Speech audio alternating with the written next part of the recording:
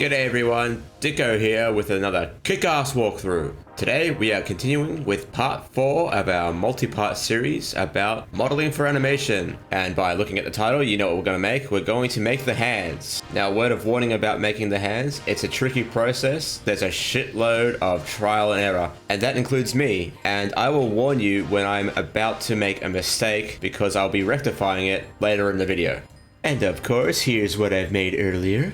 And as you can see, it's fairly stylized, but if you were planning on making a realistic hand, the underlying topology for the deformations can be easily sculpted to suit a realistic proportion. And the same thing goes for those who want to do even more stylized hands. Alright, so I have some video footage of my hand. Pardon the dryness, it looks a little bit wrinkly. I need to moisturize. Oh well. So let's play it back and have a look at the deformation of our hand here. So we have the thumb, it can rotate and it squishes the skin. We have a splaying out of the fingers. You can see the wrinkling happen around the palm. Notice how we have some curvature in there in the palm, where those creases happen, where those wrinkles happen. The way our hands rotate when we form a fist. And yeah. Now let's have a look at that with some annotation. Going back to frame 221, you can see that the thumb doesn't really sit parallel to the fingers on the same plane. It sort of sits at a 45-degree angle when it's resting. It sits like it's an opposable thumb, so it's opposing the direction of our fingers. So we have to think about how we model that. And there, just to reiterate, it's almost like a separate entity to the rest of our fingers. The fingers themselves are not the same length in terms of the distance between each knuckle. So the first knuckle is almost a third longer than the second knuckle, which is almost a third longer than the third knuckle. Did I say third twice? It doesn't matter. But you get the point. With the hand itself, the palm, we have a curvature in the palm. And we have a curvature of the wrinkling going up around toward the index finger, which is interesting. We can actually model that in there to get that wrinkling. And of course we get that curvature in the thumb there. And you can see it becoming more and more obvious as my hand balls up into a fist. With the splaying out of the fingers, you can see that we have a bit of webbing going on. So we actually have to integrate that kind of compression and stretching into the webbing of the fingers so we can get a natural splaying going on. And with the knuckles, notice how the direction of the knuckles aren't completely straight. They're actually splaying backwards in different directions from the top to the bottom of the finger, which is interesting. And of course, when we splay out our fingers, they sort of fan out like a little bit of a fan. They're not in the straight direction. And of course, we're getting that wrinkling there toward the index finger and the ring finger. Not ring finger, middle finger. And of course, finally, we have some sort of mapping of the way that the hand is padded. So we have a bit of a dip in the middle. We have a pad at the top of our hand where our thumb can sort of hit. We have the pad around the thumb, and then we have the pad opposite the thumb. So we can actually integrate that into our model as well. So with that little analysis out the way, let's jump right into Blender and start playing with our geometry. So here we have our model from the last tutorial. And if you recall, when we were building out the body, I specifically wanted to create an arm that had 12 spans that go around the length of the wrist. And those 12 spans will form the basis of our hand. And this is why being a little bit technical really helps when it comes to building things quickly, because now I know that these 12 spans can form the basis of my entire palm. So I extrude out, I squish it down, and then I just basically fill in the gaps. So starting from the middle, I'm going to fill in some gaps there. And then to fill those little triangular holes, I'm going to create a span in the middle of that palm and then merge to center on each side. And notice how I have now 4 groups of quads that will end up being the basis of my 4 fingers. And I'm just cleaning things up a little bit, straighten things out to make life a little bit easier when we extrude out those fingers. Alright, now it's time to build out the webbing of the fingers before we extrude them out. And this is a pretty straightforward process. Just bevel out a little span there. Make sure there's 2 spans. Alright, then we just delete those edges that form those little triangles. So we're just going to delete those center edges so we can maintain that quad structure. So just dissolve those. And now we have to create a loop that removes that n-gons between the hands. So we're going to create a loop that joins up the corners of those little triangles. And this will help keep the form of the hand and maintain that quad structure. Now, by using the knife tool, I find that since 2.8 came out, the knife tool hasn't been as good as it used to be. So you may have to merge vertices after the fact here. So if you're getting this issue here, just delete that edge and then select all your mesh and then go merge by distance. And that will get rid of any overlapping verts that may be there. All right, now you can just extrude out the fingers. Boom. All right, so now we just add a few loops in the palm because we need to start adding some geometry to those fingers. So before I start on the fingers, I'm going to delete a edge loop between the wrist and the fingers and then add the edges. Reason I'm doing that is because I don't want those spans to travel up the wrist and up the arm. But now that I have some extra geometry to play with on the fingers, I can collapse those edges on the top and bottom of the palm. So at this point, it's really important to understand where it's best to collapse the edges. So in my case, I'm going to collapse the edges at these points here and here. And then I'm going to delete those edges at the edge of the palm and then delete the edge that form those 2 triangles. So now I'm effectively redirecting the flow of the hand. And I do the same on the bottom of the hand just at the moment to keep consistency, and it makes it easy to organize. So by doing this, I'm still maintaining that 12 edge structure at the end of the hand. So now I can just fill in that gap, and now I have a perfect fill process. And again, just at the top of the hand, I delete those edges on those triangles on the bottom of the hand. So right now, the top and the bottom are practically identical. But that's about to change as we start to fill out the thumb and organize the bottom of the palm. So right now, I'm just adding some spans to maintain some volume for the future. And now it's time to extrude out the thumb. Now I'm getting to the point where I start making a mistake, and I'll let you know when that happens. But right now we're doing okay. So notice that I've chosen faces that sort of sit at an angle of the fingers. So I'm creating that opposable thumb essentially.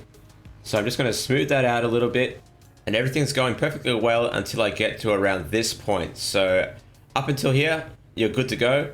But when I start to extrude this thumb, just ignore what I'm about to do because we're going to fix it again in a few minutes. So I'll explain what's going wrong. So what I'm about to do, I'm about to do the right thing here at first, but then I do the wrong thing. I select these faces instead and extrude. And what I've accidentally done, to be honest, is created too much geometry at the front of the palm, which is going against my whole theory of modeling for compression and elongation. So now I actually have not enough geometry at the back of the thumb and then too much geometry at the front of the thumb near its base. But otherwise, the rest of the hand is fine, and we can start to add loops around the palm where we need it. So we need it around where the first knuckle sits. We need it sort of along the palm as well, so I added a few down the palm. And now we can start sculpting and sort of filling out the volume of the hand a little bit.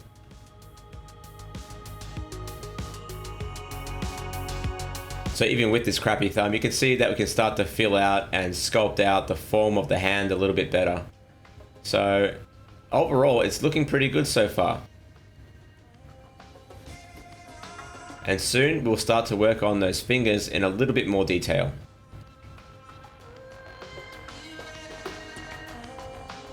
So remember when I talked about the 3 different kind of padded areas around the palm? Now is the time to sort of start building that out. So I'm actually going to use the knife tool to redirect the edge flow structure and the quad structure to give us some more volume on that, other side of the hand.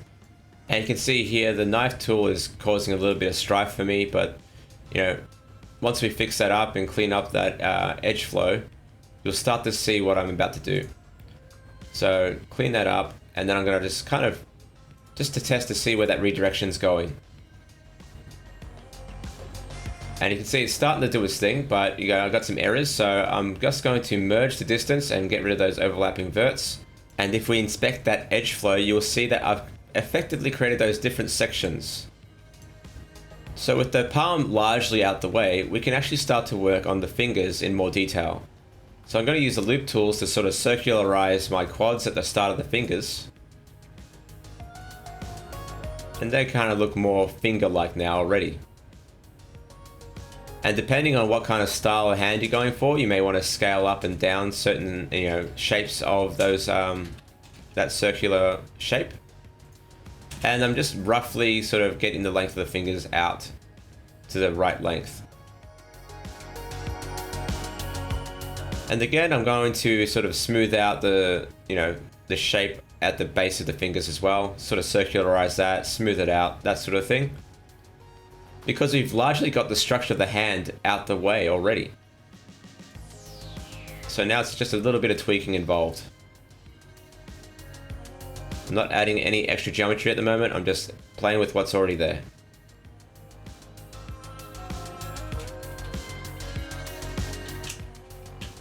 And again, just fixing up that webbing a little bit, scaling it, smoothing it.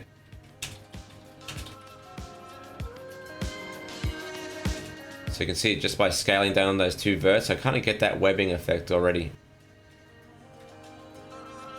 Alright, so let's add those loops once we're good to go.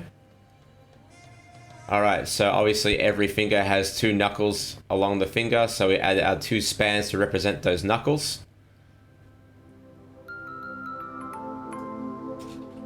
And we kind of get the proportions right, roughly speaking. So we want to get the tip of the finger to be shorter than the middle of the finger, and then the middle of the finger to be shorter than the first span of the finger.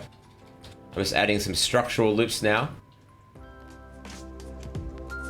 And then I'm going to grab my spans that represent my knuckles, just the top of them, not the whole circle. And then I'm going to bevel out some extra geometry that will represent the extra skin of the knuckles. Alright, I then merge some verts to clean up that geometry and avoid any n-gons.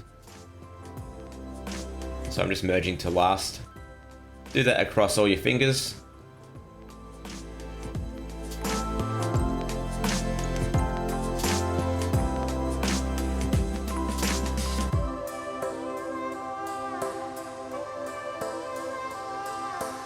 Like so.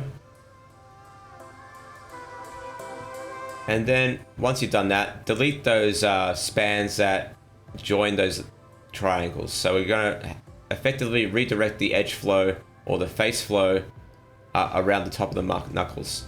And as you can see, I missed a little piece there, so I'm going to fix that in a second. So merge that one as well. Alright, so let's have a look at the edge flow. We got some edge flow that sort of flows forward around the hand. So we're getting that redirection going on. Obviously there's a few niggles here and there, so we got to fix those up. Yep.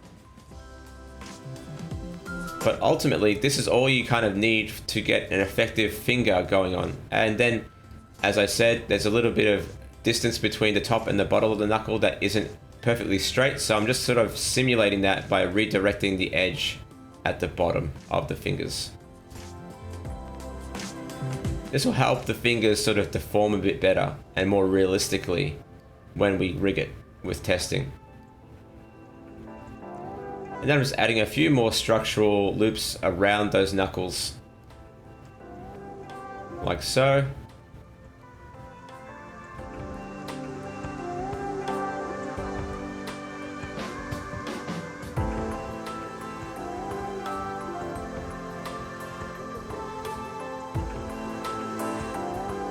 And this may be getting that padding looking a little bit better. So now basically it's all about just playing with the existing geometry and getting the form you need for your particular hand design.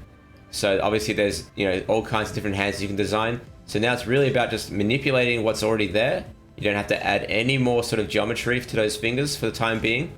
It's just about blocking out the form, getting it to the way you want, and just really playing with it.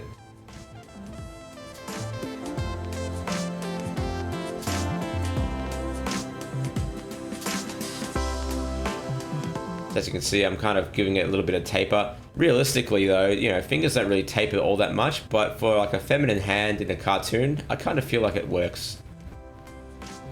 But you don't have to follow me here, you can do it to any design you like. So I'm just really just manipulating what I need for my particular character.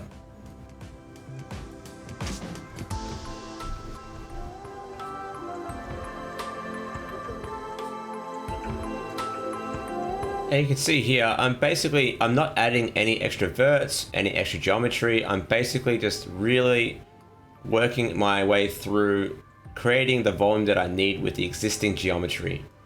Because most of it's there. I don't really have to add all that much more. You know, you can see the form take hold basically. So just play with what's already there and don't add extra complexity where you don't need it. Especially if you're going for something that's a lot simpler than this hand, for instance, you know. If you're going for something more, you know, bubbly or, you know, balloon-like, you know, you don't want to add extra complexity. You might want to get rid of some.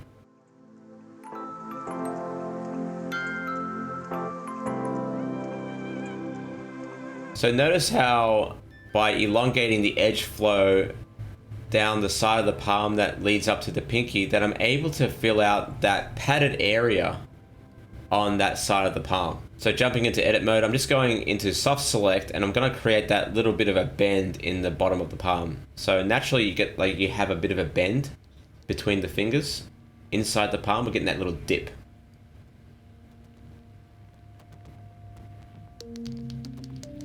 If I subdivide that, it's looking okay. It looks a bit bubbly at the top. So again, more editing required, just pushing and pulling those verts.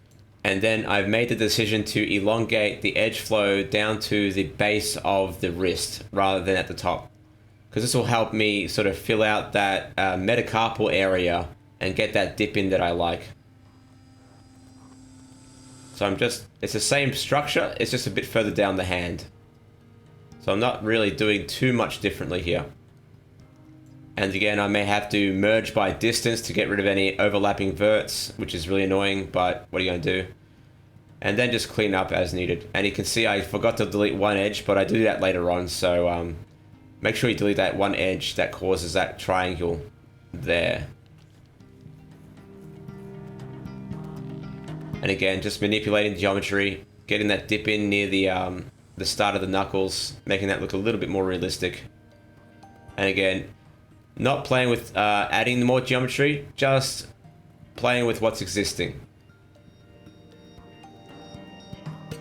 Alright, let's go fix up that goddamn thumb.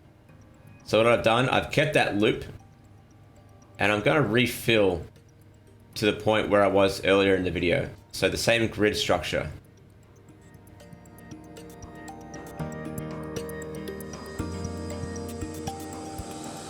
Alright. So instead of extruding from the back, I'm going to extrude from the front. And you'll see why.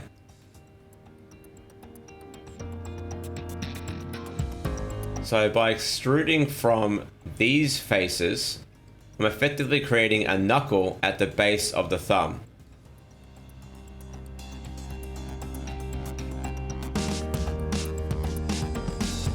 And I switch on normal orientation so I can extrude straight. Just going to extrude that out in a second.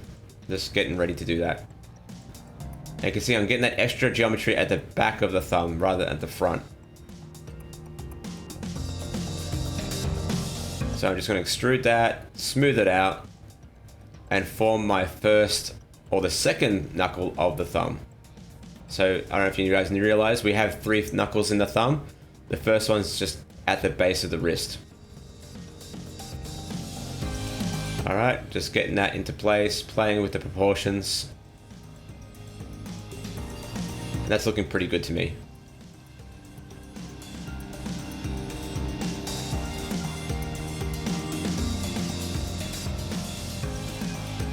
Just inspecting, just making sure it's all good. All right, extrude out that thumb one more time to get that second knuckle in, or third knuckle rather.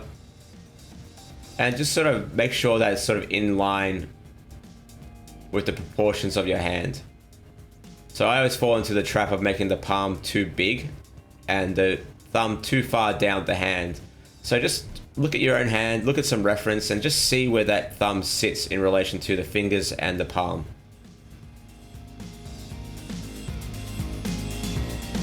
All right, so I'm just rotating that just to get the structure looking okay.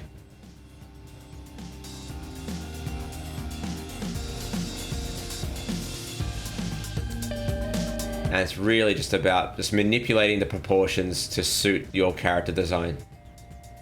And getting the proportions of the thumb is really difficult at first, so that's why testing and seeing how it deforms is really important. See how it works with your hand, and as we get into the sort of testing phase, I'll talk that through. But basically we create a very simple hand rig based on the Rigify plugin, and then we'll sort of manipulate that, and you can see what works, what doesn't. Disable the rig, fix up the hand, rebind, and just repeat that process. So as you can see here, I'm just getting that structure down pretty early before I add any more detail. And as you can see, I do a lot of rotating around the thumb. I'm trying to get that right from the get-go. So if you're having trouble with the thumb, don't be discouraged. It does require a bit of trial and error. And every time I make a new hand from scratch, I always fuck up the thumb in some way or another. It's not because I don't know what I'm doing. It's just, it just happens. It's really just what happens when you're doing something as complex as a hand.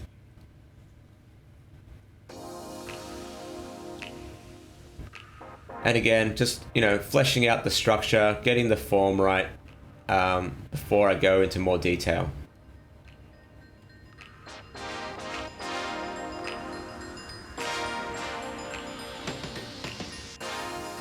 So I'm deciding where I'm placing the knuckle, because it's really important, because I'm thinking about how the thumb is opposing the other fingers.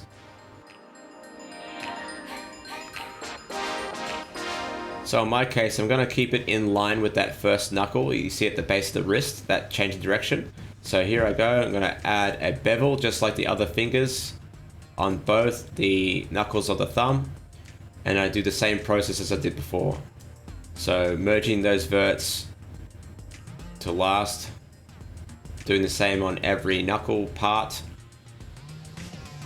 and then I add a span in between the knuckles basically. So add that span,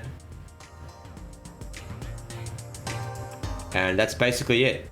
That's the structure of the hand in a nutshell. And if you wanted to right now, this is good enough to start animating with. You can actually rig this up and work your way through it. But if you want to take some time to revise the structure, work out the design of your hand, make sure it's appropriate for your character, yeah, go for it. And that's what the next kind of 5 to 10 minutes is all about in this video. So it's all about really just making sure that the proportions work for my hand, for my character, and we'll go through the process of adding a very basic rig to my hand in a moment. And as you can see, I'm just fleshing out the structure, sculpting things in where I need to, making sure there's no niggly bits, no bumps, no bruises that, you know, can affect the deformation of my hand.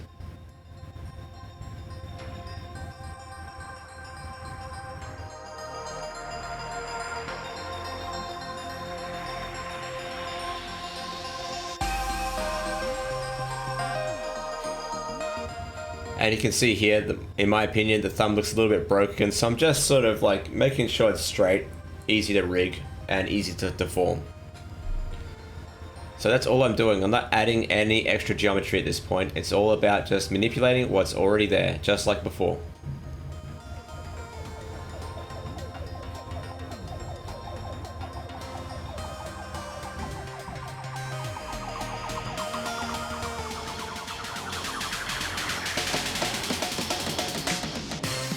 So this part of the process is pretty much optional. You can always do this if you want to, but you don't have to. So what I'm doing is I'm basically getting the Rigify metarig, deleting everything except the hands, and then realigning the bones in the armature edit mode to suit my hand. And I'm keeping it quick here because this video isn't meant to be a rigging tutorial. This is just showing you my method for sort of testing out my hand structure, making sure the deformations work and all that sort of stuff. So what I'm basically doing is just going to realign all the joints of the metarig hand to suit the structure of my hand, and basically just, you know, make sure it's deforming as I want. And you can see as I start deforming it, you know, you learn a lot about what's working and what's not working in your hand structure. You know, where you're placing your fingers, where you're placing, you know, the curvature of the hand, the thumb, all that sort of stuff. So it's really important to test things like this, but, you know, you don't really have to do it, you know, necessarily in this way. You can always just eyeball it, make sure you're using your reference a lot better, make sure, you know, you're getting the proportions right, because ultimately it will work out in the end. The structure's there, the rigging structure's there for, you know, in terms of the mesh. This is just really a bonus thing you can do to sort of really flesh it out and make sure everything's working to plan. So as you can see, I'm just snapping the bones to the volume of my hand structure, and just, you know, really roughly putting it in there. And then I just get out of snapping mode, and I'm just moving the knuckle joints up a little bit above the center line of my fingers volume, and that offers much better deformation. That's a little tip for you, even though this is not a rigging tutorial. Realigning the bone roll, making sure that's all good, and then just binding my mesh to the rig, giving it a go, testing it out in animation, and what you're seeing here in the time lapse here is basically me animating the hand as you saw it at the start of the video. So it's giving me a lot of information about how it's deforming, what I need to fix, the location of the knuckles. You can see I'm realigning things. I'm playing with the scale of the fingers, both in the rig and in the mesh, making sure all that's working, seeing how it's deforming, and just working my way through that process. And I don't know if you noticed, but this is using the thumb that I fucked up at first. So there's a little bit of extra volume at the start of that thumb, which I eventually come and fix. At the same time, when testing, I'm also making sure that it's not just my shitty animation that's making the deformations look bad. It's about, you know, a bit of everything really, just testing the animation, testing the form, testing the structure, and just, you know, seeing how everything's working. And as you can see there, I fixed up the fingers a little bit there. You know, reposition the bones, make sure they're in the right position, because the position can really make a difference. So I noticed through my animation that I actually wanted some more creasing in the palm, so I've actually beveled out another set of edge loops at the base of the palm, around the thumb. So I just beveled out that, and I'm just merging the verts where appropriate, avoiding any 6 poles or stars. So there and there are pretty good places, and then just adding a loop in between those 2 triangles to get that palm to have an extra creasing there, and just manipulating those verts a little bit. Then it's back on to testing. So I'm just going to rebind. I subdivide it, and you can see the creasing happening in both the top and the bottom of the palm based on my edge flow, which is really cool. Just cleaning that up a little bit, fixing things, you know, etc. And back to it. Okay, eventually you're going to get happy with the way your hand is looking, so now it's time to reattach this thing back to the body.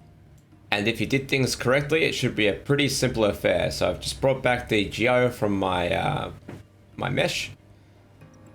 I'm going to line up the hand with the base of the wrist, And then I'm going to delete these spans at the base of my hand. Alright, so I'm just going to bring that into place. And then I select my hand and my body and push Control J to join the hand to the body. Alright, and if you recall, we have 12 spans around the wrist and 12 spans around the hand. But first, we need to sort of rotate the mesh of the wrist around a little bit to represent the curvature of the forearm down the arm. This is really useful for rigging, by the way. Alright, so just line those up, and then we can just start merging faces, basically. Just use the F tool to fill in the spans. So, here we go. I'm just inspecting my hand hole there. 12 spans, 12 spans. And let's start filling. 1, 2, 3, 4, 5, 6, 7, 8, 9, 10, 11, 12. Yay! No issues whatsoever. And this is basically why I do things the way I do. Obviously, some people can look at this and go, why the fuck do you want to plan it so much? But for me, it just saves time. It makes life easier. You know, with just 12 spans, you can make an entire hand, reattach it with no issue whatsoever. As long as you understand your edge flow, the structure, and how to build out something with very simple beginnings, you can get an amazing result. So I'm just realigning the normals, just smoothing those out, making sure the normals aren't flipped. That's all good. And now we can kind of just give it a quick little run through Mixamo, because Mixamo actually does let you test out hand animation. So that's going to be kind of fun. That looks pretty good proportion-wise as well. Alright, jumping into Mixamo. I'm just processing that rig again. Here it goes. And you can see the hands are doing its thing. It's pretty cool. You know, the fingers are moving, thumbs moving in the same space. The proportions look pretty good in my opinion for this character. And now you can just keep on testing, playing around with it, add some motion capture. And yeah, let's have a look.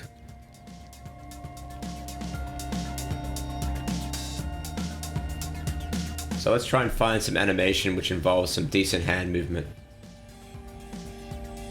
Yeah.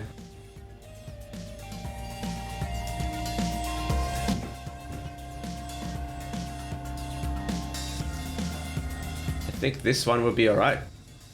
You can see it's manipulating those hands pretty good.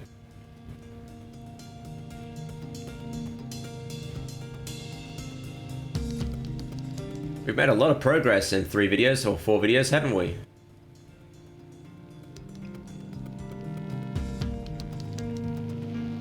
There you go, you can see the little hands clapping away. Oh, it loves using hands. Oh, look at it, so happy. So yeah, that's how you kind of make hands from scratch using only 12 spans from your arm. And you can get an amazing amount of detail. So next video, we're going to start doing the really fun stuff, which is sculpting the face. So until then, catch us and have fun.